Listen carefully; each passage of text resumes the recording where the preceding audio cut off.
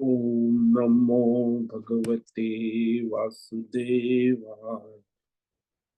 ओम नमो भगवते वासुदेवाय। ओम नमो भगवते वासुदेवाय।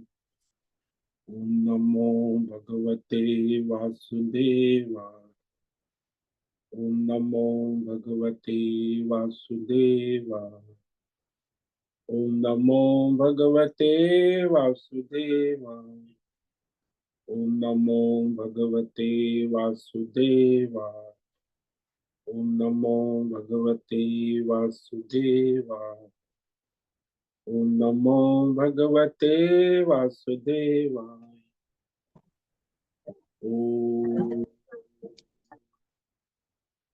श्री परमात्मने नमो नमः। ओम गणपतये नमो नमः। ओम सन सरस्वत्यै नमो नमः। ओम गुरुभ्यो नमो नमः। ओम सहनाववतु सहनौ भुनक्तु सह वीर्यं करवावहै तेजस्विनावधीतमस्तु मा विद्विषावहै। ओम शांति शांति शांति। सदाशिवसमारंभां शंकराचार्यमध्यमाम् अस्मदाचार्यपर्यन्तां वन्दे गुरुपरम्पराम्। ओम पार्थाय प्रतिबोधितां भगवत् नारायणेन स्वयं व्यासेन ग्रथितं पुराणं मध्ये महाभारतम् अद्वैतामृतवर्षिणीं भगवतीम् अष्टादशाध्यायिनीम् अम्ब त्वामनुसन्दधामि भगवद्गीते भवद्वेषिणीम् वसुदेवसुतं देवं कंसचाणूरमर्दनं देवकी परमानन्दं कृष्णं वन्दे जगद्गुरुं। नमस्ते परमं ब्रह्म सच्चिदानन्दरूप निर्गुणाय नमस्तुभ्यं ओंकाराय नमो नमः। सर्वे दुर्गाणि तरन्तु सर्वे भद्राणि पश्यन्तु सर्वे सद्बुद्धिमाप्नोतु सर्वे सर्वत्र नन्दतु। ओम तत्सत्। ओम ओम ओम। आप सभी ऑनलाइन नेटवर्क पर उपस्थित भगवद गीता श्रवण साधकों को आज ऋषिकेश से हमारा प्रातः का अभिवादन, अभिनंदन, अभिवंदन। हरि ओम, हरि ओम, हरि ओम। हम सबको आज का यह दिव्य दिन तन मन धन जन देश काल विषय वस्तु परिस्थिति अवस्था अध्यात्म भौतिक दैवी क्षेत्र व्यष्टि समष्टि सभी को अपने अपने पूर्व में अनंत जन्मों में किए हुए संचित पाप पुण्य धर्म अधर्म मिश्र कर्म के पक्के हुए फलस्वरूप वर्तमान में आज सभी अपने अपने प्रारब्ध अनुसार परमेश्वर या चिंत्य योग माया के माध्यम से प्रसाद स्वरूप में प्राप्त हुआ है। अतः आज का यह दिव्य दिन परमार्थ हेतु निष्काम सेवा, देव यज्ञ, ऋषि यज्ञ, पितृ यज्ञ, मानवता यज्ञ, भूत प्राणी यज्ञ, सात्विक दान, शारीरिक वाचिक मानसिक तप, निष्काम कर्म योग, ध्यान योग, भक्ति योग, ज्ञान योग, साधना, स्वाध्याय, वेद शास्त्रों का अध्ययन, अध्यापन, उपासना, आराधना के लिए समर्पित करे और करवावे। अत्यंत दुर्लभ मनुष्य जीवन को परमार्थ हेतु सार्थक करे और करवावे।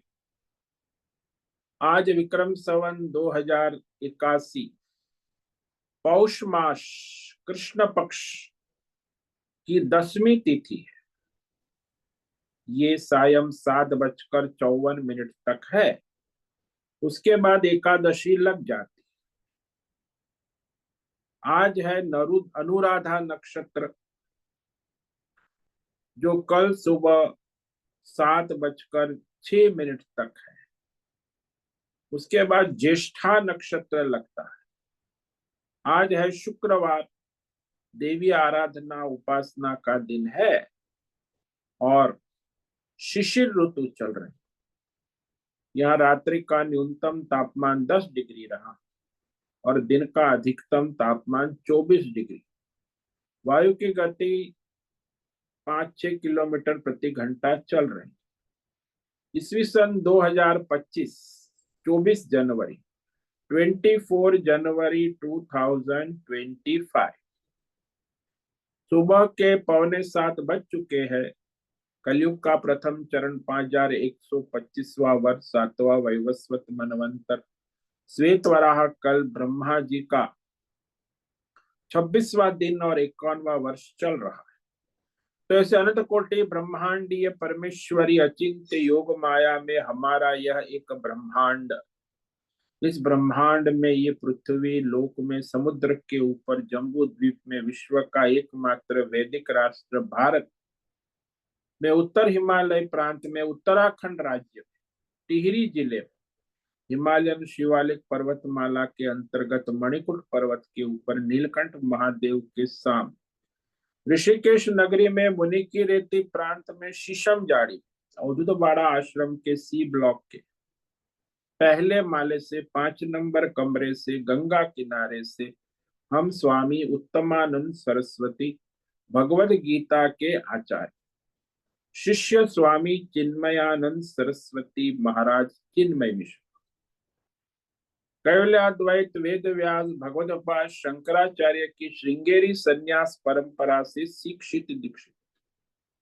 सनातन वैदिक भारतीय हिंदू धर्म अनुसार संपूर्ण भगवद गीता ज्ञान यज्ञ ऑनलाइन चैतन्यमय जीवन लाइव प्रसारण के अंतर्गत व्याख्यान माला में अध्याय 10 विभूति योग के श्लोक नंबर 9 पर संस्कृत एवं हिंदी में व्याख्यान करेंगे।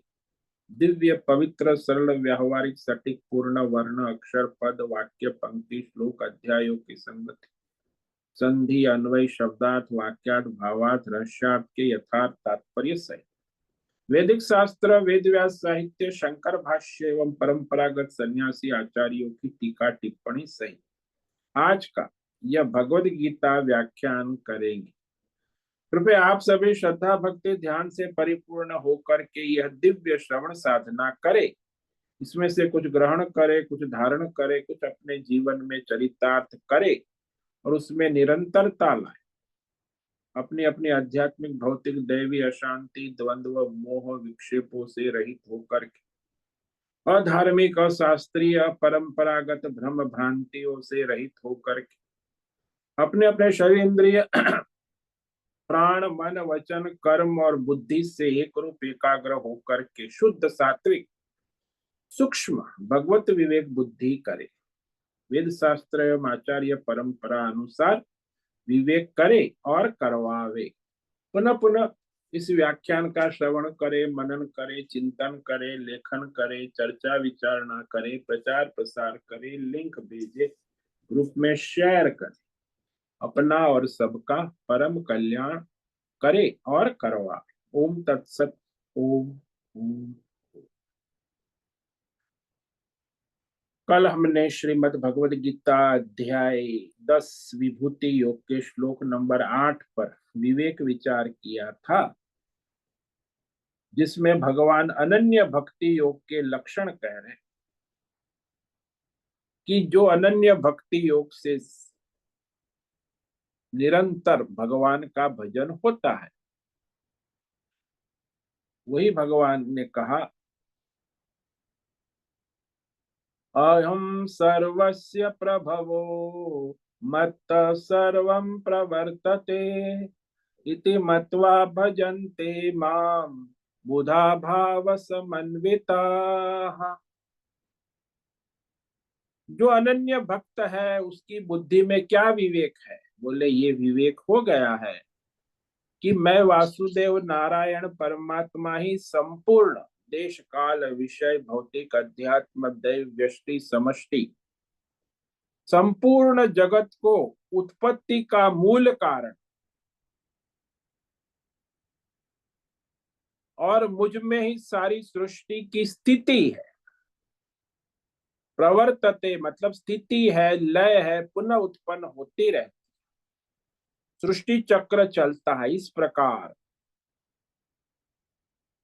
चाहे संसार में ब्रह्मांड की उत्पत्ति हो या ब्रह्मा जी से उत्पत्ति हो, चाहे 14 मनु की उत्पत्ति हो, चाहे सप्तर्षि की हो, 4 कुमारों की हो, 3 गुणों की हो, सत्व गुण, रजोगुण, तमो, सबके रूप में स्वयं रचयिता सर्वज्ञ परमेश्वर परमात्मा ही सर्वमय ओतप्रोत है, सदा सर्वत्र सब में समुपस्थित रहते। जैसे कलाकार है पात्र में सदा सर्वदा सर्वत्र स्टेज के ऊपर समुपस्थित रहता, पात्र से कलाकार अलग नहीं रहता, ऐसे ही संसार से परमात्मा अलग नहीं, परमात्मा ही संसार रूप में है।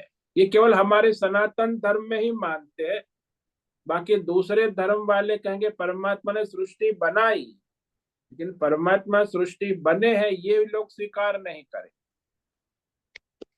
लेकिन जो हमारी सनातन संस्कृति है, इस प्रकार जो अनन्य भक्त मतवा श्रद्धा भक्ति से युक्त, भगवत बुद्धि से युक्त, भगवत ज्ञानी तत्व ज्ञानी, परमार्थ तत्व की धारणा से युक्त बुधा, अनन्य भक्त, बुधा यानी बुद्धिमान जो है भक्त अनन्य, जिसकी बुद्धि भगवान में स्थिर हो गई उसे बुधा कहते।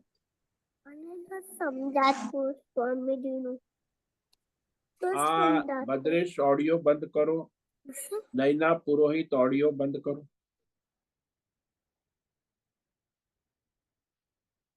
तो भाव समन्विता बुधा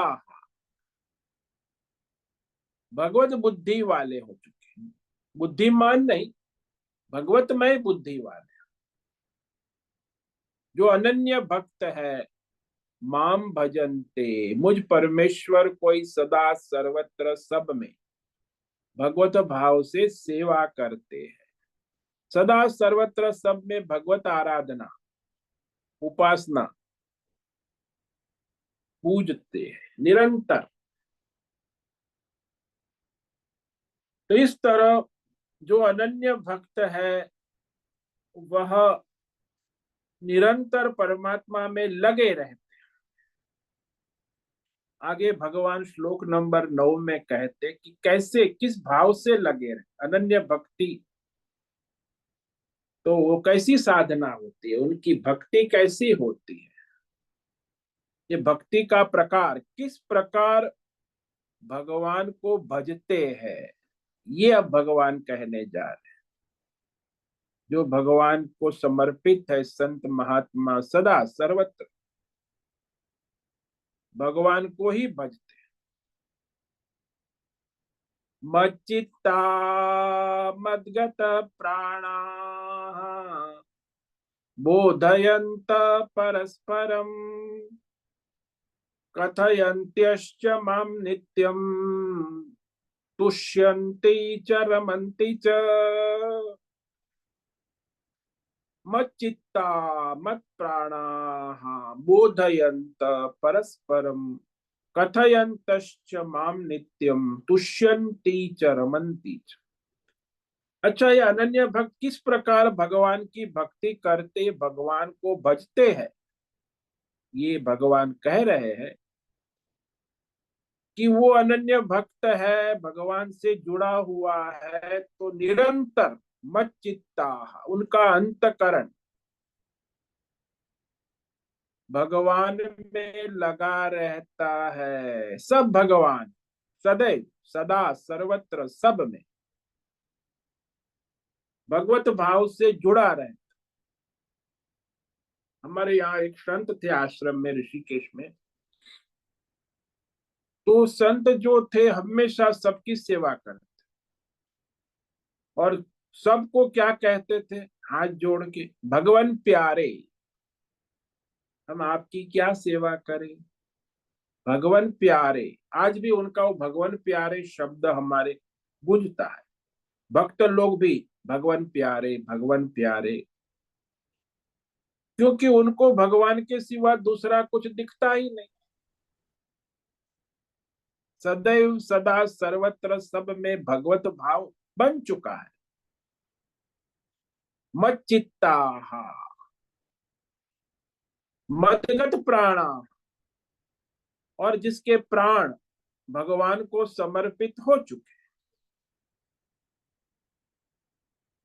यानी उसने निश्चित कर लिया कि प्राण त्याग पर्यंत भगवान को समर्पित, भगवान को ही प्राण का त्याग करना है। परमात्मा निमित्त प्राण त्याग की इच्छा वाले, कि मेरे प्राण परमात्मा को समर्पित है, पूरा जीवन, प्राण मतलब कि जीवन, संपूर्ण जीवन भगवान को समर्पित करने वाले, पूजा अर्चना आदि करने वाले, 10 इंद्रिय और मन से इस परमात्मा को समर्पित, मदगत प्राणा,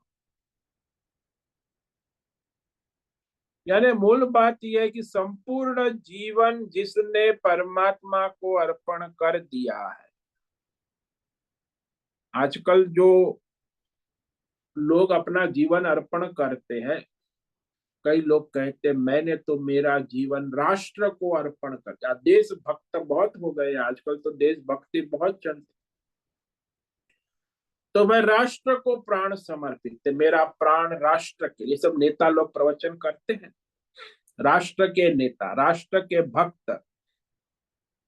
कई लोग कहते मेरा प्राण तो मेरे बच्चों को समर्पित, आजीवन माता पिता तो अपने संतानों को समर्पित, प्राण समर्पित। कई लोग कहते मेरा प्राण तो मेरे बिजनेस को समर्पित, I am surrendering to my business, तो मेरे प्राण मेरे धंधे को समर्पित है। इस तरह संसार में आप देखते हो कि मनुष्य के प्राण परिवार को समर्पित होते हैं, धंधे पैसे को समर्पित होते हैं, या मेडल बेडल प्राप्त करने को समर्पित। मैं प्राण दे दूंगा लेकिन ये मेडल को प्राप्त करूंगा, यानी मेरे प्राण इस मेडल के लिए समर्पित है, लेकिन भगवान के लिए नहीं। लेकिन ये अनन्य भक्त है ना, उसके प्राण भगवान को ही समर्पित। और ये जो भगवान के भक्त आपस में मिलते हैं तो क्या करते,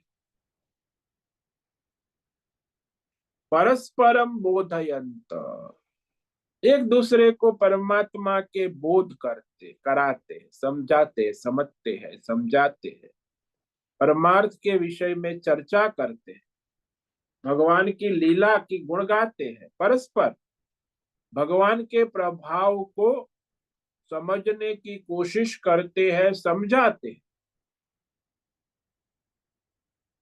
बोधयंत और कथयंत, और कथा करते हैं। आजकल जो कथा लाख भगवान की कथा करने वाले, तो वो कथा करते, दूसरे सबको हजारों लाखों लोग सुनते हैं। आजकल कुंभ मेला चल रहा है, वहां कई भक्त कथा भगवान की करते हैं और भक्त लोग सुनते हैं। कथयंत, भगवान की गुण लीला प्रभाव सहित उनकी कथा करते हुए क्या होते, नित्यम संतुष्ट, तुष्यंती, निरंतर नित्य सदा सर्वत्र संतुष्ट रहते हैं, संतुष्ट होते हैं। तो इस प्रकार यहाँ निरंतर भगवत बुद्धि में जिनका मन लग चुका है, अनन्य भक्त,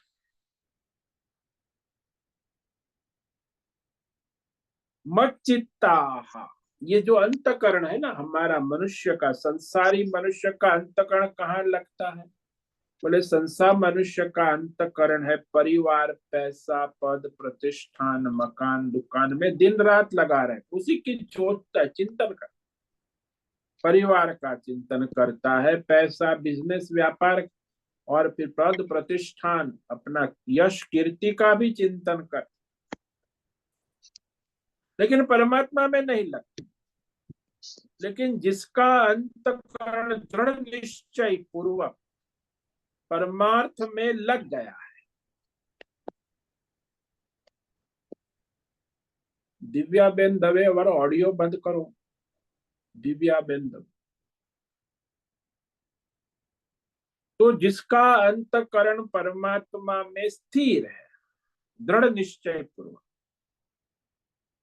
संसारी लोगों का कहा तो भौतिक अध्यात्म दैव संसार की वृत्ति प्रवृत्ति में लगा रहता है।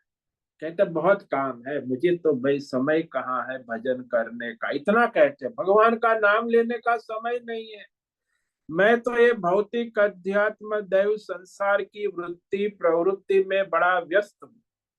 हालांकि वो व्यस्त नहीं है, व्यर्थ समय बर्बाद कर रहा है। इतना दिव्य मनुष्य जीवन को व्यर्थ बर्बाद कर रहे हैं। किसमें? भौतिक अध्यात्म दैव की संसारी विषय वस्तु।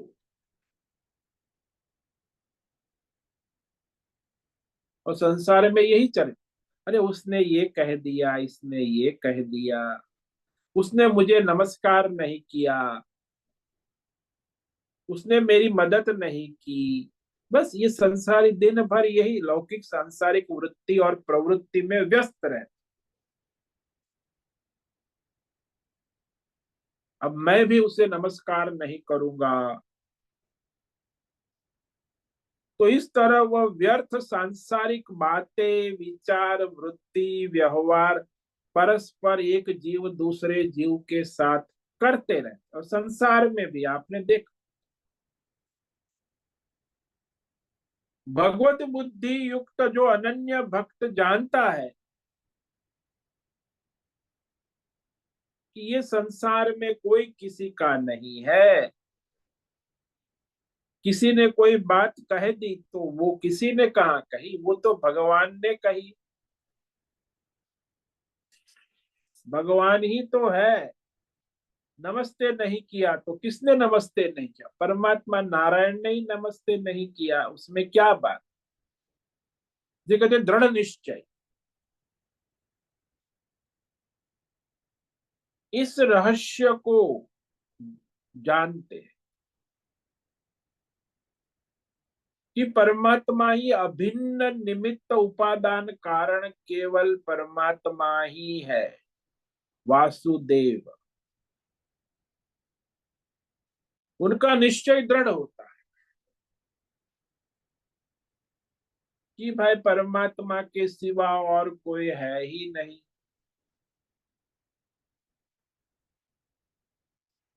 लेकिन सामान्य संसारी लोग भी कहते सब भगवान की माया है, भगवान है, बोलते हैं। साधक लोग भी बोलते, कह देते कि परमात्मा सर्वरूप है, हमने सुना है सत्संग में, सब परमात्मा के ही खेल है। लेकिन चलते चलते पैर में ठोकर लग जाती है तो मानता है, अरे उसने मुझे ठोकर लगा दी, पैर में पत्थर, किसी ने धक्का मार दिया तो अरे देवदत्त ने मुझे धक्का मार दिया।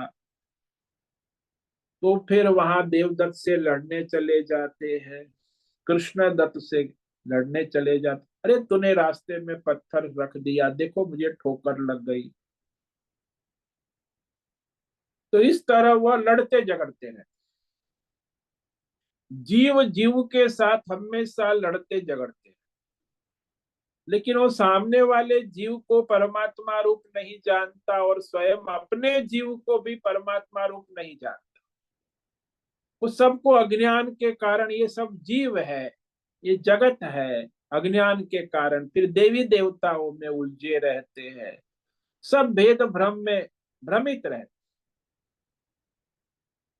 तो वो अनन्य भक्ति योग नहीं हो पाता, क्योंकि इतने बुद्धि में भेद भ्रम भरे हैं। जीव जीव के भेद भ्रम है, जीव जगत में कितने भ्रम है, जगत के देवी देवताओं के कितने, ईश्वर में भी कितने भेद भ्रम है।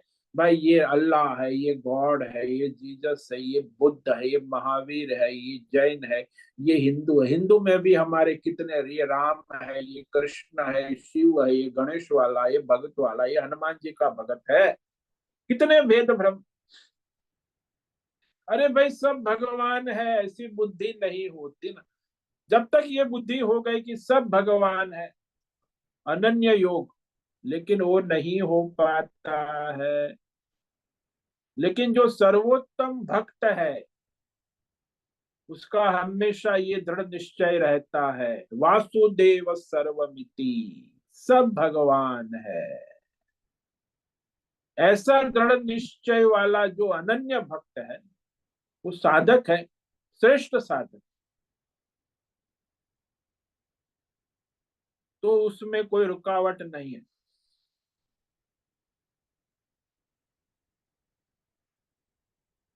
लेकिन वो मनुष्य, सामान्य मनुष्य है, उसको सत्संग में तो लगता है कि सब भगवान है, लेकिन फिर संसार व्यवहार के समय वो अपना मन विचलित हो जाता है।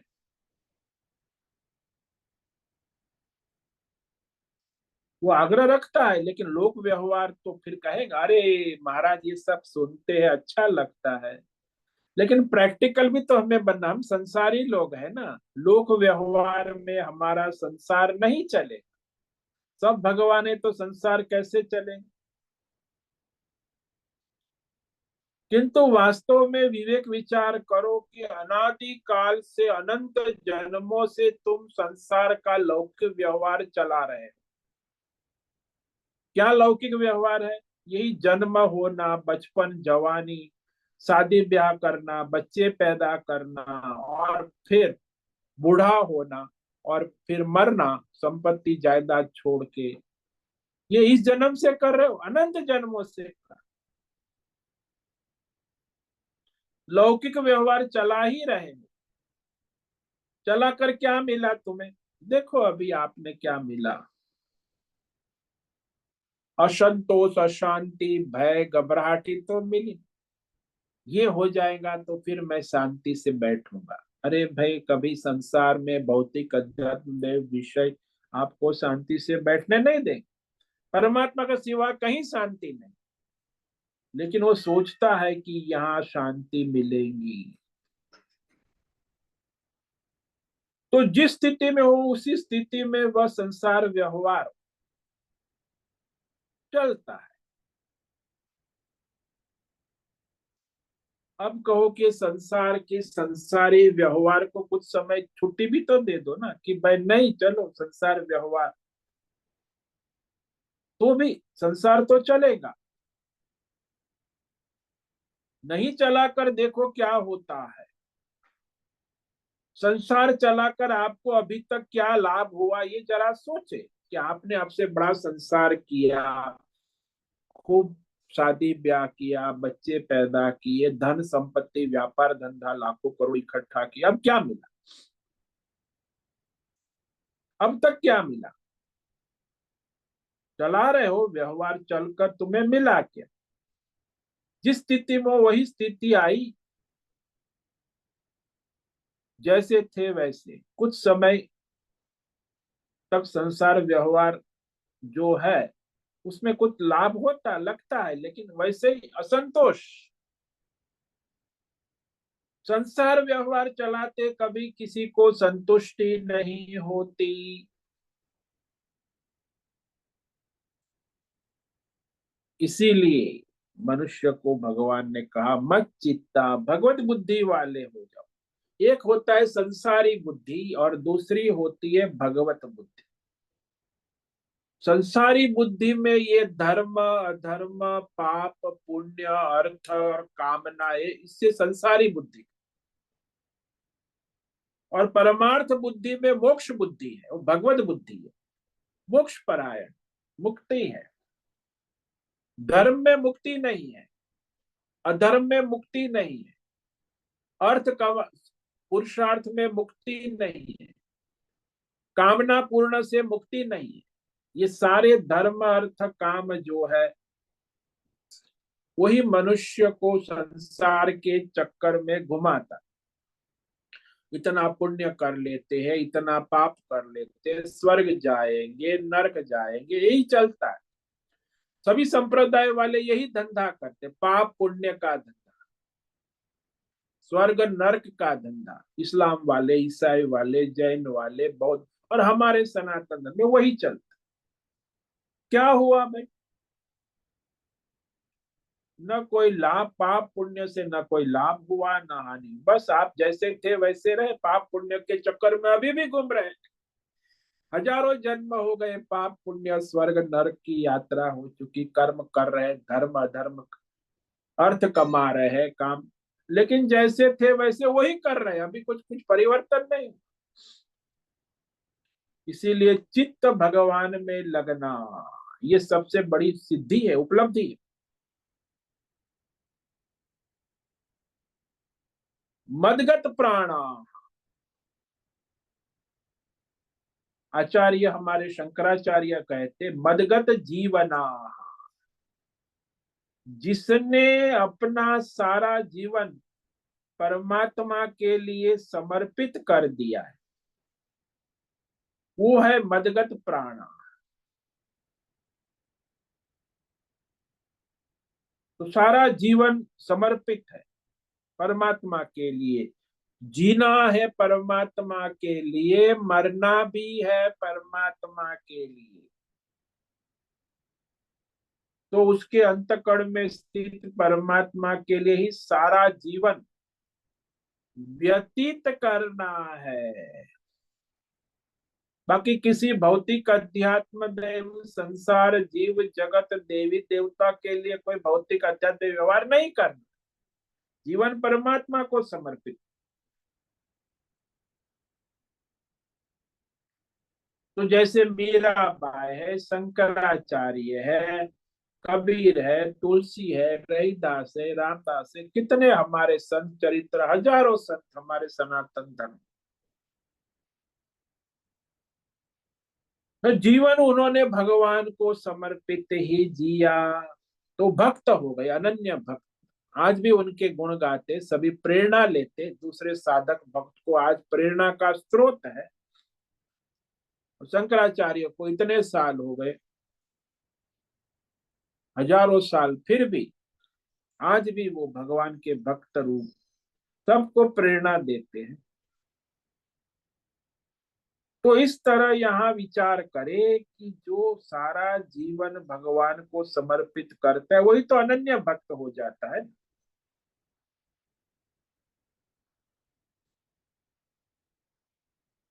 ऐसा कब हो सकेगा? जब हम दृढ़ निश्चय करेंगे कि परमात्मा ही सबका मूल आधार है, अभिन्न निमित्त उपादान कारण, मूल कारण। तो मूल को पकड़ो ना, कहाँ पेड़ पौधे फल में और उलझे हुए हो, वृक्ष में उलझे हुए हो, डाली में, पौधे में, फल में, फूल, अरे मूल को पकड़ो ना। वृक्ष तो बड़ा है, ये संसार वृक्ष में लोग उलझ जाते, लेकिन उसका मूल जो है वो परमात्मा है, उसको देखे ना। इसलिए जिसने मूल का विवेक कर लिया, परमात्मा के लिए जीवन अर्पण करने से ही परमार्थ होता है। जो समर्पण नहीं है तो परमार्थ कैसे होगा? कोई मानो कि आपके वहां नौकर काम करने आया है घर में सेवा, तो आपको समर्पण नहीं करेगा तो आपका काम कैसे करेगा?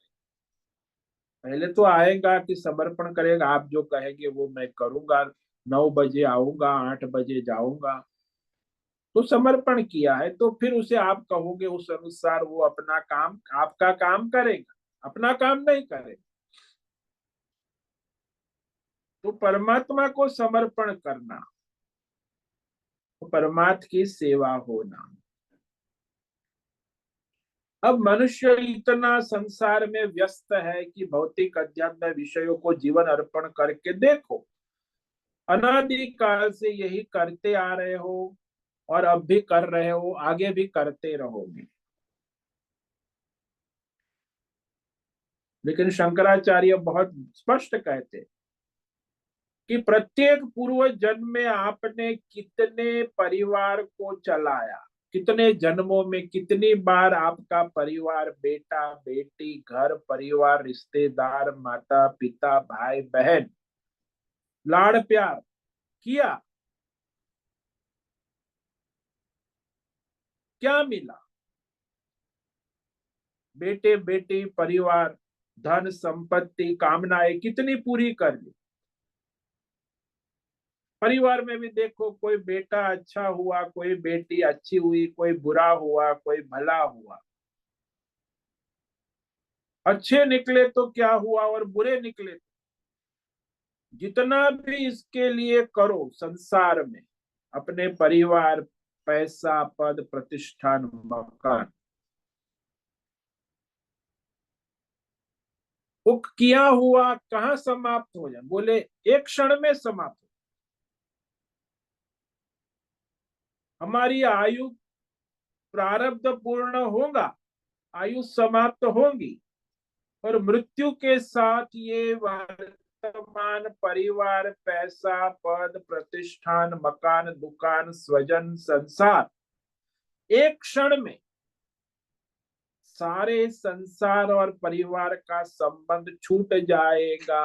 आप देखते हो संसार में मृत्यु के साथ तो आप उसका मृतदेह घर में पड़ा है, उसका सारा परिवार, घर, संपत्ति, धन, मेडल बेडल, सबका इस जन्म का हिसाब पूरा हो। कितना समय लगा, एक क्षण में। अरे कुछ नहीं, बैठे थे, चाय पी रहे थे, चक्कर आए, गिर गए, और बस समाप्त हो गया खेल। सारे संसार स्वजनों का संबंध टूट गया। विवेक विचार से जिनको संसार का आकर्षण है, उसे ये विवेक करना चाहिए कि ये संसार एक क्षण में छूटने वाला, इसको इतना पकड़ के इसमें आसक्त मोहित होकर इसमें जीवन को बर्बाद क्यों करे। परमात्मा की भक्ति करे,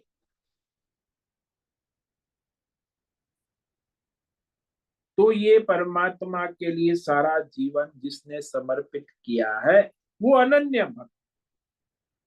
लेकिन जो संसारी होता है वो कहता है हम परमात्मा के लिए भी हम समय निकाल लेते हैं, लेकिन हम तो संसार के लिए तो हम जीते हैं और मरते हैं, हमारा तो संसार ही है, हम तो संसारी है। इतनी बुद्धि दृढ़ है ना, सत्संग सुनने के बाद भी वो बुद्धि इतनी दृढ़ है कि हम तो संसारी है, हम भगवान के कैसे भक्त हो सकते, हम तो अभी संसार में डूबे हुए हैं।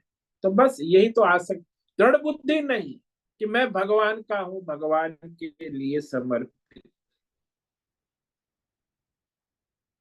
तो ये मदगत प्राणा का, मदगत प्राणा का अर्थ होता है 10 इंद्रिया और अंतकरण। उपनिषद में कहा है कि ये जो इंद्रिया और अंतकरण है ना, ये एकादश रुद्र है, रुद्र। कर्मेंद्रिया, ज्ञानेन्द्रिया और अंतकरण, तो 5 कर्मेंद्रिय, 5 ज्ञानेन्द्रिय और अंतकरण चतुष्ट, ये सारे रुद्र कहते हैं। आप कहते हो ऐसे रुद्र क्यों कहते हैं? क्योंकि वो मनुष्य को आजीवन रुलाते रहते हैं। ये इंद्रिया आप अच्छी लगती है, आपको अपना अंतकरण मन अच्छा लगता, लेकिन ये जो 11 है वो हमेशा मनुष्य को रुला, अनादिकाल से। जितना संसार में रोना धोना है वो सब 10 इंद्रिय और अंतकरण के कारण ही है। किसी ने हमको भला बुरा कर दिया तो कान से सुना और हमें दुख हुआ कि अरे उसने मुझे भला बुरा कह दिया, सुना तभी दुख हुआ ना। तो ये इंद्रियों के द्वारा ये रोना धोना शुरू हो गए। यदि कान से हमने सुना होता तभी तो ना, नहीं सुना होता तो कान नहीं होता, कह दिया तो कह दिया।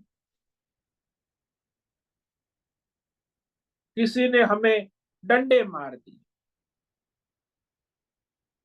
तो भाई शरीर को कष्ट हुआ, तभी दुख हुआ।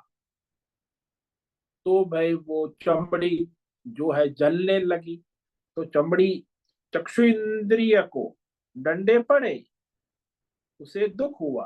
तो इंद्रिया हमें रुलाती।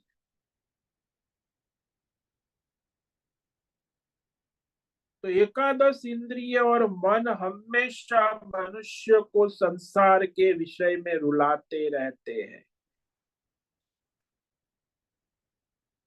किसी ने हमारा अपमान कर दिया तो हमारी बुद्धि हमें, अरे उसने मेरा इंसल्ट कर दिया, तो बुद्धि रोने लगेगी, मन रोने लगेगा, अरे मेरा अपमान कर दिया। तो अंतकण भी रुलाने वाला है। इंद्रियों में भी कहीं कष्ट होता है तो इंद्रिया कष्ट होता है, पैर दुखने लगे, तट गए, पैर में गड़बड़ हो गई तो वो इंद्रिया दुख देती है। तो ये सारे रुलाते रहते। मनुष्य को जितना भी दुख है ना आपको मिल रहा है, वो दुख का ये साधन, ये पांच ज्ञानेन्द्रिया, पांच कर्मेंद्रिया और अंतकरण, मन बुद्धि चित्त अहंकार, वो सारे कष्ट और दुख देते रहे और आप उसको अच्छा समझते हैं कि इसके द्वारा तो आपको सुख दुख मिलता है। और ज्यादातर जीवन में ये इंद्रिया और मन हमें रुलाते, कष्ट देते, दुख देते, फिर भी हम उसे अपना मित्र समझते हैं। लेकिन इस इंद्रिय और मन को कहाँ लगाओगे? परमात्मा में ही लगा। इंद्रिय के साधन और क्रिया को परमात्मा में ही समर्पित कर देना हितावह है। यानी जो कुछ भी आंख से दिखाई देता है, कान से सुनाई देता है, हाथ से छुआ जाता है, मन से सोचा जाता है, सब एकमात्र परमात्मा ही है। जिस जिस विषय में, इंद्रिय के विषय में शब्द स्पर्श रूप, पांच तो विषय है, और तो विषय है ही नहीं। मनुष्य शब्द स्पर्श रूप रस और गंध, इंद्रियों के पांच विषय में जहां भी मन जाता वहां एकमात्र परमात्मा रूप ही है। वृत्ति प्रवृत्ति में एकमात्र परमात्मा ही है। जिस जिस वृत्ति को अंतकरण विषय करता है वो परमात्मा ही है। तो इस तरह यहाँ मदगत प्राण, प्राण होने से वाणी का प्रयोग कैसे करते हैं? क्योंकि जब हम प्राण चलते हैं और तभी तो हम बोल सकते हैं। प्राण नहीं है, प्राण नहीं चलेंगे तो वाणी कैसे बोलेंगे? जैसे कोई मर गया, मुर्दा है, तो क्या बोलेगा जब प्राण निकल गए? तो मदगत प्राण होने से वाणी के द्वारा वह परमात्मा की चर्चा करेंगे, संसार की चर्चा नहीं करें।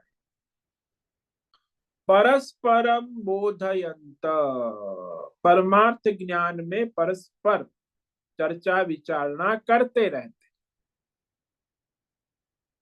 बोध करते हैं और कराते हैं, समझते हैं और समझाते, परम तत्व को जानने और मानने और समझने में लगे रहते। तो भगवान का नाम, रूप, ऐश्वर्य, विभूति, लीला, ये सब कहते रहते, सुनते रहते, बोधयंत, एक दूसरे को बोधन कराते, परमार्थ बोध, यानी कि जगाते, बार बार याद दिलाते, परमार्थ की याद दिलाते हैं कि अरे परमात्मा है। क्योंकि जब वो भक्त लोग मिलते हैं आपस में, सभी साधक है, परमार्थी है, तो परमार्थ की ही चर्चा करेंगे, परमार्थ में लगे हैं।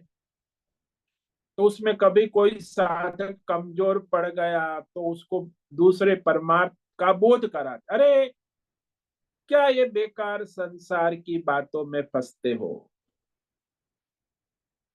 भगवान का स्मरण करो, भगवान है ना, तुम क्यों चिंता। तो उस तरह उसे भगवान की ओर मोड़ते हैं। तो भक्त जो होते हैं एक दूसरे को भगवान की ओर जोड़ते हैं, मोड़ते रहते। अरे अरे तू किस चक्कर में पड़ गया संसार में, क्यों चिंता कर। कल ही वो माता जी मुझे बैठी थी मेरे पास, तो नौकरी चली गई, अब मैं नौकरी काम ढूंढ रही हूँ। अरे अरे क्यों चिंता कर,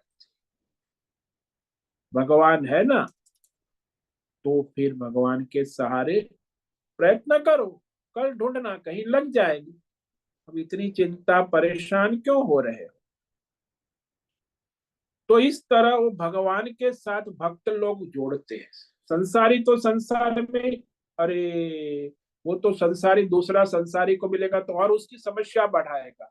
अरे तुझे नौकरी नहीं मिल रही तब क्या करोगी, कैसे खाओगी, परेशानी, और घर घर का किराया कैसे दोगी, अरे ये सब परेशानी तेरी बढ़ जाएंगी, तो कोई नौकरी ढूंढ ले, मैं तो फिर कर्जा हो जाएगा ये, अरे कितना परेशान।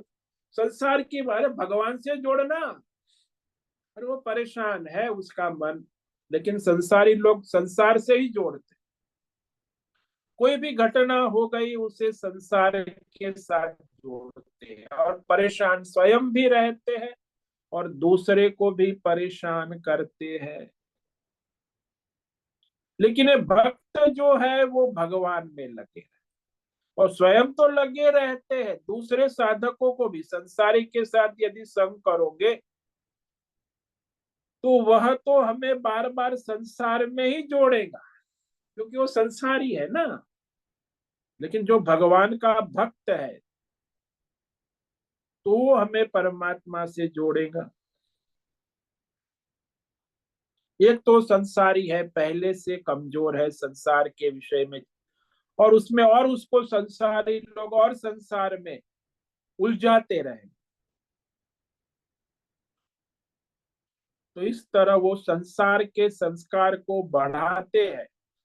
जो संसारी का संग करता है उसका संसार बढ़ता है, और जो भगवान का भक्त है उसका संग होता है तो भगवान की भक्ति बढ़ती है।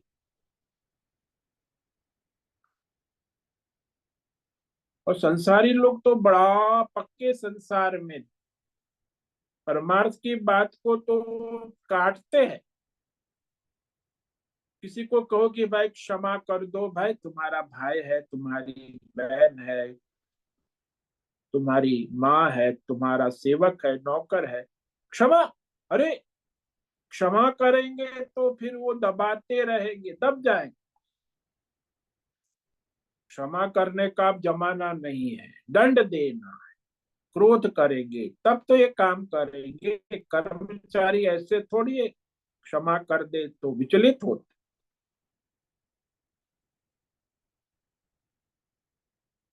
तो इस तरह बीच में कहते हैं कि थोड़ा थोड़ा संसार में एक दूसरे को डांटना फटकारना, कभी सबको माफ करने से कुछ काम नहीं बनता।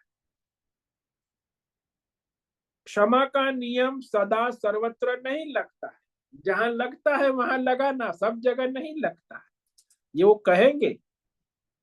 इसलिए आप क्षमा का नियम छोड़ देंगे,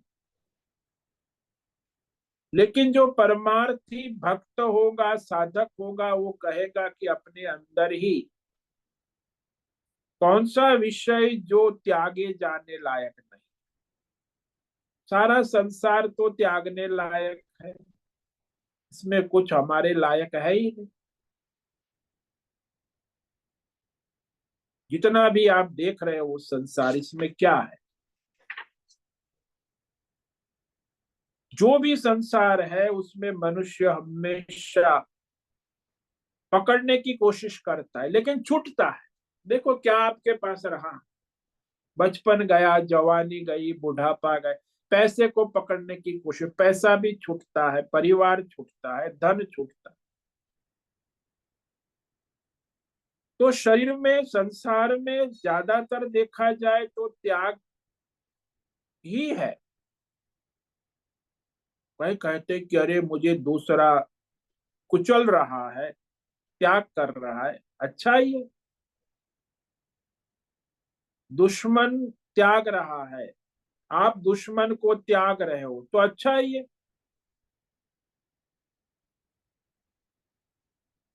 कोई कहता है वो मेरे शरीर का अपमान कर रहा है, मेरे मन का अपमान, मेरी इंद्रियों का अपमान, तो अच्छा है, इंद्रियों का त्याग कर रहा है, इंद्रियों से हमें उपराम कर रहा है। हम भी तो अपनी इंद्रिय मन बुद्धि की मोह माया को त्यागना चाहते हैं।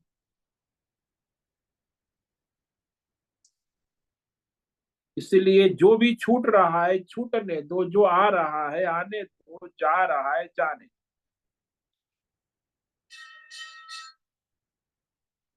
कोई नुकसान नहीं है, कोई फायदा नहीं। तो परमार्थ जागृति आएगी, नहीं तो आप फायदे नुकसान में ही घूमते रहो। इसलिए कहा बोधयंत परस्परम, एक दूसरे को परमार्थ में जगाते रहे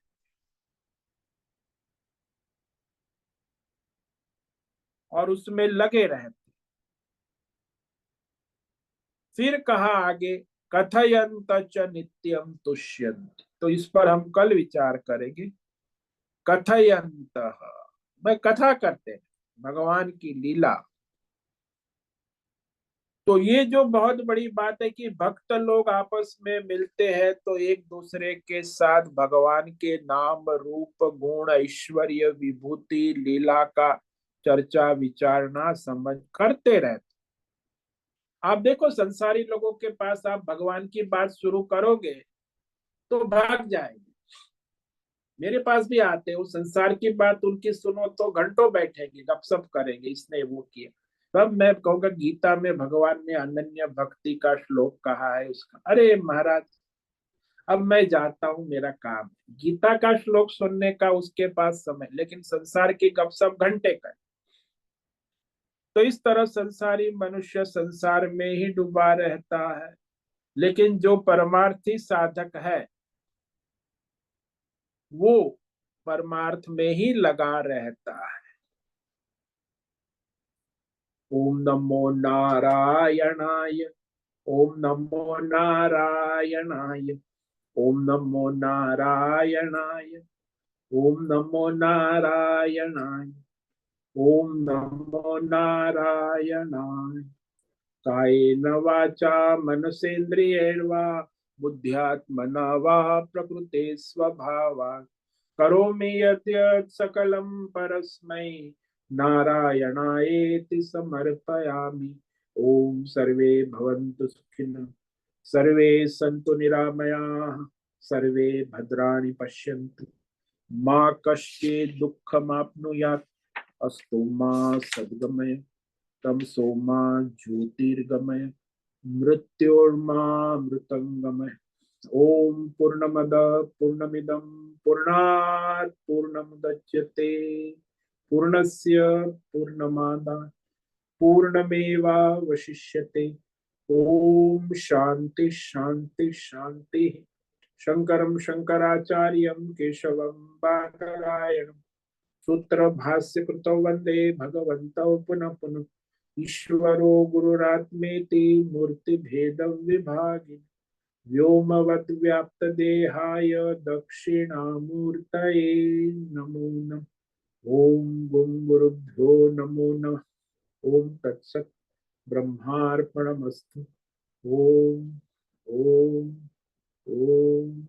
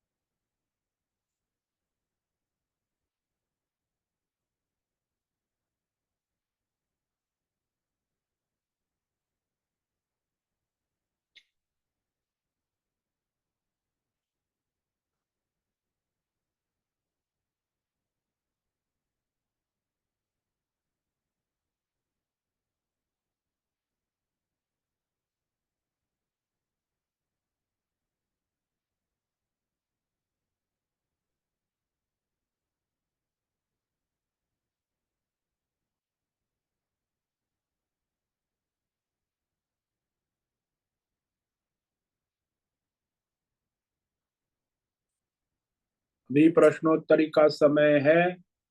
किसी भी साधक को प्रश्न है तो उसका प्रश्नोत्तरी करे।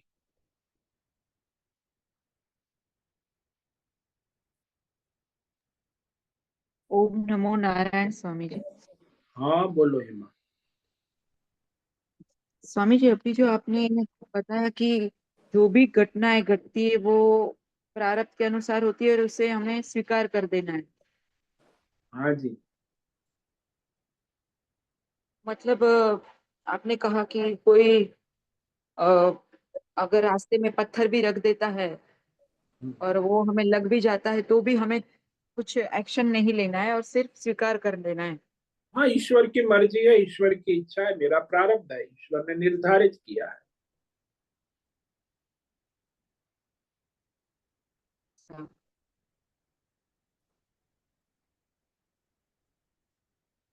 तो सभी घटनाएं प्रारब्ध के अनुसार ही होती है और जो भी है हमें मानसिक तकलीफ या शारीरिक तकलीफ भी दे रही है तो भी हमें वो सहज स्वीकार करना है।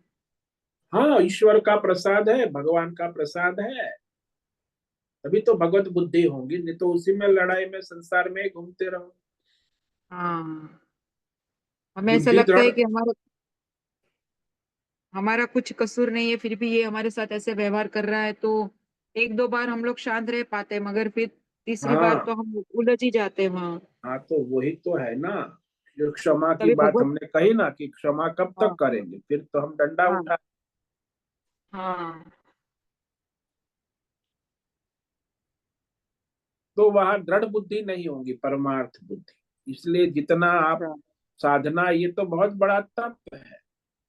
हाँ। प्रतीक्षा, सहनम सर्व हम्म। दुखा नाम प्रतिकार पूर्वक, कि भाई जो हम्म। भी हमारे प्रारब्ध के अनुसार, भाई आप कष्ट के सामने बड़े परेशान, लेकिन जब आपको सुख आता है, अनुकूलता आती है, तो उसके विषय में आप कभी प्रतिकार नहीं करते। अरे हाँ। सुख भोग लेते बड़े खुशी से, हाँ, गुड़ी गुड़ी गुड़ी गुड़ी। वो हम्म। आपके कर्म का फल है, सुख का, पुण्य धर्म का फल है संचित। वैसे ही कष्ट हम्म। आता है, दुख आता है, वो आपके कर्मों का फल है, आपके पाप का फल है, संचित कर्मों का फल है। वो आप भोगना नहीं चाहते, वहां आप रिएक्शन करने लगते। तो जैसे सुख को भोगते हो वैसे दुख को भी स्वीकार करो ना, प्रारब्ध है, हम्म। भगवान का प्रसाद है। सुख को तो प्रसाद वहाँ में किसी। स्वीकार, हाँ। हाँ। तो वहाँ किसी व्यक्ति वस्तु परिस्थिति को ब्लेम नहीं करना है और हमारा प्रारब्ध है वैसे स्वीकार कर लेना है। हाँ, हमारा संचित कर्म है, हमारा कर्मों का फल है, और किसको ब्लेम करोगे आप?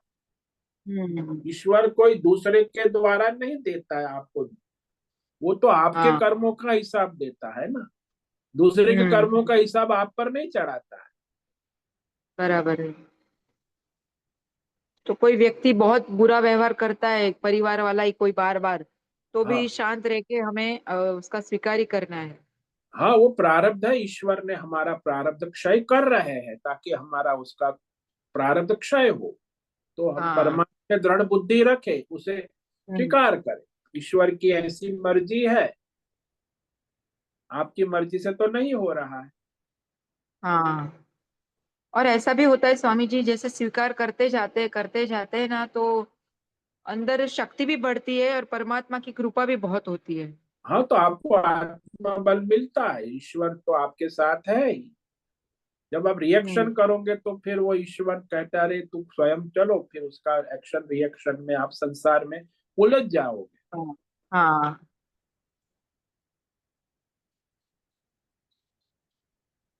तो ये ये तो बार बार बड़ा हमें अपना आत्मबल ही बढ़ाना है ना। इससे आपका आत्मबल बढ़ेगा, नहीं तो कहाँ से आप हाँ। रिएक्शन करोगे तो आत्मबल कहाँ से बढ़ेगा? बार बार हाँ। लड़ते रहो संसार में, ये गलत है, ये सही है, इसने ऐसा किया, उसने वैसा किया, तो आप तो संसार में ही उलझे रहोगे। ये तो कर उल्टे रहे हो, रहोगे। संसार अनंत अनंत जन्म हो गए। ये हम्म। परिवार, पैसा, पद, प्रतिष्ठान, इसमें ये ऐसा नहीं होना चाहिए, ऐसा होना चाहिए भाई। अरे भाई, ये सब क्या, जो हो रहा है वो ईश्वर के अधीन है, और जो होगा वो हम्म। ईश्वर के अधीन है। तो हो रहा है उसको स्वीकार करो, जो होगा उसको भी स्वीकार करो, कि होगा वो भी ईश्वर के द्वारा ही होगा। आप क्यों उलझे रहते हो कि नहीं ऐसा होना चाहिए, ऐसा होना चाहिए, ऐसा नहीं हो रहा है? तो भाई, हम्म। ईश्वर चाहता है वैसे होगा कि आप चाहते हो वैसे? आपका प्रारब्ध तो आप थोड़ी चला रहे हो, आपका प्रारब्ध तो ईश्वर चला रहा है ना। तो कभी ऐसा होता है स्वामी जी के कुछ जीवन में बहुत बड़े निर्णय लेने होते हैं, आ, तभी तो हमें विवेक मतलब उसके पूर्वक लेना पड़ता है कि यहाँ आगे बढ़े या ना बढ़े। हाँ, तो तो तभी ईश्वर के निर्णय तो आपको बड़े निर्णय लेने हैं, तो धर्म है, शास्त्र है, ईश्वर को, ईश्वर ने कहा है उस अनुसार लो ना, तो ईश्वरीय होगा। नहीं तो आप अपनी मनमानी बुद्धिमानी करोगे तो परेशान हो। हम्म, निर्णय बड़े बड़े लेने हैं, कोई भी लेना, मानो कि विवाह का निर्णय लेना है, तो शास्त्र के अनुसार, धर्म के अनुसार, परंपरा के अनुसार लो। नहीं नहीं, मुझे ऐसा पसंद है, आई लव, तो आई लव मैरिज, मुझे तो लव मैरिज। तो आपका निर्णय तो आपकी बुद्धिमानी, अज्ञानता है, भ्रम है, वो ईश्वरीय तो नहीं है। आपका निर्णय ईश्वरीय तब होगा जब शास्त्र के अनुसार, परंपरा के अनुसार आप विवाह का निर्णय करो, तो और फिर परिवार ईश्वर में है। कोई ऐसा कर रहा है तो हम रोक भी नहीं पाते, तो क्या करें? नहीं, रोक नहीं पाते तो उनका प्रारब्ध है, ऐसा समझो कि ईश्वर को ये जो है उसके कर्म है, उसका पाप है, उसका प्रारब्ध है, उसके लिए उसका ये अभी योग्यता नहीं बनी है, वो विवेक नहीं कर पा हम्म। रहे। हम्म। उनकी बुद्धि जो है उसमें अभी विवेक नहीं हो रहा है। क्यों? क्योंकि उसके हम्म। पाप अधिक है, पुण्य नहीं है, धर्म हम्म। नहीं है जीवन में, अधर्म का प्राधान्य है, हम्म। इसीलिए बुद्धि हम्म। विवेक नहीं कर पाए। जो धर्मात्मा होगा तो हम्म। उसकी बुद्धि विवेक कर पाए, सात्विक बुद्धि है। अब वो राजसी और हाँ। तामसी बुद्धि वाला है तो उसे भगवान भी विवेक, दुर्योधन है, दुर्योधन को हम्म। भगवान भी विवेक नहीं करा पाते, क्योंकि वो राजसी हाँ। तामसी बुद्धि वाला है। और ये अर्जुन सात्विक बुद्धि वाला है, तो भगवान उसको विवेक कराते हैं, वो कर भी लेता। तो तो वहां ऐसा, हमें छोड़ देना है बस, और उसका भी स्वीकार कर लेना है। हाँ, वो तो उसके हाल पर, ईश्वर के ऊपर छोड़ देना चाहिए। फिर हमें वहां क्या कर सकते हैं? उनके कर्म, उनका प्रारब्ध, ईश्वर जो है उसको चलाएगा। आप क्यों चिंता में पड़े? ईश्वर ही तो हम्म। चला रहा है ना। एक ये भ्रम है कि हम्म। मैं नहीं करूंगा तो क्या होगा, अरे तुम कुछ क्या नहीं होगा? कर रहे हो, हाँ। हाँ। हाँ। अपने बच्चों को उसके वहां हम लोग यही उलझ जाते हैं कि अगर मैं नहीं ध्यान रखूंगी तो कौन रखेगा। अरे यही तो भ्रम है ना। अरे हाँ। भाई, ईश्वर हाँ। है, सब उसके कर्मों के अनुसार चलाता है, ध्यान रखता है सबका। तो हम्म। इसीलिए हम्म। आप भी ईश्वर को उसको भी ईश्वर को समर्पित करो, स्वयं भी हाँ। ईश्वर को और समर्पित। ऐसा भी नहीं सोचना चाहिए ना कि अभी पाप का उदय हुआ है तो कभी पुण्य का उदय होगा, तो अपने आप बाहर भी निकल जाता है उन लोग। हाँ, वो तो उसके कर्म है, ईश्वर जाने, उसका प्रारब्ध जो है बदलता रहता है। हाँ। यहाँ प्रार्थना कर सकते हैं बस। और कुछ नहीं कर सकते, बस यही है, हम्म। भगवान है, भगवान चाहे उसी को प्रार्थना कर सकते। हम्म। जैसे आप कल वहां वोटिंग करने गए तो वोटिंग में लाइन लंबी है, तो आप क्या कर सकते हैं? लाइन में खड़े रहे, लेकिन फिर आप वो रिक्वेस्ट कर सकते हैं कि मेरे पैर में दर्द है, ऑपरेशन हुआ है, मैं खड़ी नहीं रह सकती। तो वो हम्म। जो है, वो आपको हाथ पकड़ के ले जाएगा आगे कि चलो आपका वोटिंग करा दो। तो फिर हम्म। तो आपको वहां प्रार्थना करेंगे तो प्रार्थना सुनी भी जाए, बोल नहीं नहीं, ये तो सब सरकार का ऑर्डर है, सबको लाइन में ही जाना होगा, आप बैठो, जब आपका नंबर आएगा तब आपको ले जाएंगे। हाँ। तो जैसा प्रारब्ध है उसको स्वीकार करना होगा। हम्म। ये अपने हाँ सही। आग्रह, हठाग्रह, दुराग्रह सब छोड़ने होंगे, तब हाँ जाके पद छोड़िए। पर। हाँ। हाँ। और ये हमेशा के लिए बुद्धि में स्थित करना है बस। हाँ, वो दृढ़ बुद्धि होगी तब हाँ, होगा ना। दृढ़ बुद्धि आपकी होगा। बुद्धि तो तुरंत संसार की आसपास लोग हाँ। भी आपको विचलित करने वाले सब मिलेंगे, कोई परमार्थी तो मिलता मुश्किल है ना इस जमाने में।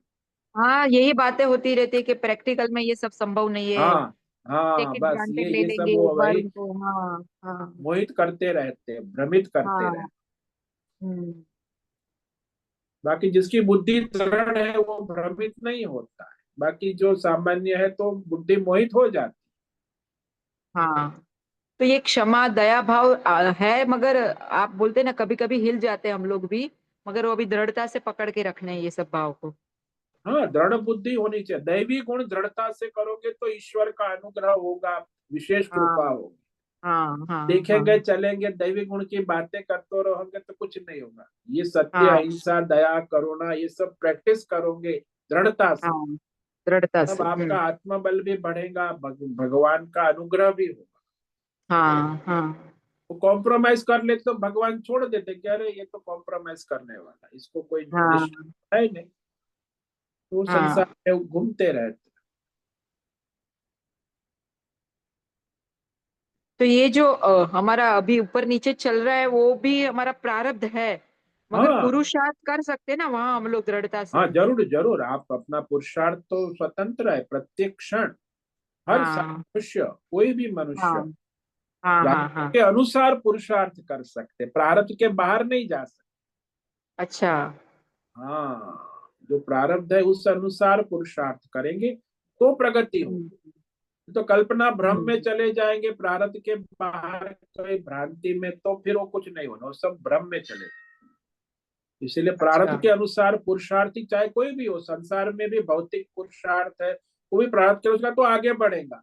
नहीं तो जब बड़ा हाँ सपना देखते देखते कोई आगे थोड़ी बढ़ेगा। हाँ। प्रारब्ध के अनुसार ही पुरुषार्थ करना होगा, हम्म तब प्रगति होती है। हम्म। हाँ स्वामी जी, समझ में आ गया। बहुत बहुत बहुत धन्यवाद। ओम नमो नारायणाय। ओम नमो नारायण। ठीक है, आज उपस्थित है राजेश मोलकर है, भद्रेश पड़िया को होस्ट है, नैना पुरोहित, राय बहादुर, अजय रत्न पारखी, अनुराधा जेठे, आशा कोटक, बीबी शर्मा, दिनेश पटेल, दिव्या बेन दवे, जीवी कुमार, हेमा कोटक, शीला जोशी, जयंती पांडा, ज्योति धूमल, लीलावती बेड़ेकर, मीरा उचिल, मीनाक्षी काले, निकिता पटेल, नीरज पटेल, पंकज भट्ट, पृथ्वीराज मालव, राम सेवक यादव, रेशा रथ, रिची पटेल, संजीवनी श्रीरंग रानडे, सोनम पवार, सुचिता पाटिल, उषा मेनन, विशाल बेड़ेकर और अंजलि जोशी। तो ये सबको आज का ओम नमो नारायण, सभी साधकों को आज का ओम नमो नारायण। नारायण है स्वामी जी। ओम ओम नमो, नमो नारायण स्वामी जी। सबको ओम नमो ओम नारायण। नमो नारायण। ओम नमो नारायण स्वामी जी। सब साधकों को ओम नमो नारायण। वो से ओम निवेदन, नमो नारायणाय गुरुदेव। ओम ओम नमो नमो नारायण। नारायणाय। वो से निवेदन है आज का सत्संग पूर्ण करें। ओम नमो नारायण। आज का यह सत्संग हम यही पूर्ण करते हैं। सभी साधकों को ओम नमो नारायणाय। सभी साधकों को ओम नमो नारायण। ओम नमो